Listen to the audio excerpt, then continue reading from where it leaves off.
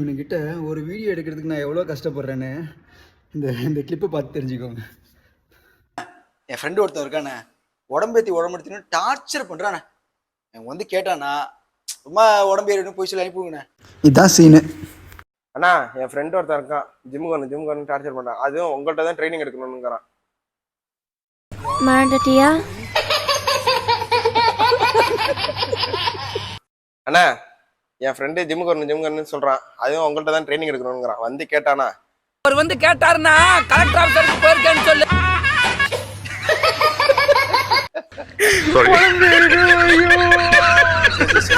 அண்ணா என் friend ஒருத்தன் இருக்கான், ஜிம்முக்கு சொல்றான். அண்ணா ஃப்ரெண்ட் ஒருத்தன் இருக்கான், ஜிம்முக்கு டார்ச்சர் பண்ணிட்டு இருக்கான். அது உங்கள்கிட்ட தான் ட்ரைனிங் எடுக்கணுங்கிறான்.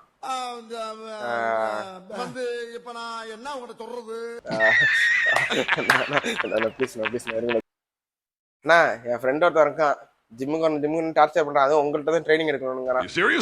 நீங்க என்ன எனக்கு அண்ணா என் ஃப்ரெண்ட் ஒருத்தன் இருக்கான், ஜிம்முக்கு வரணுங்கிறான். அது உங்கள்கிட்ட தான் ட்ரைனிங் எடுக்கணுங்கிறான். வந்து கேட்டானா 4 போய் சொல்லி அனுப்பி விடுங்கண்ணா. நாமும் போட்டா நல்லா நடிப்புன்னு சொன்னடா. நான் தலையா காவா ஓட்டல கஞ்சி அடிக்கிற மாதிரியே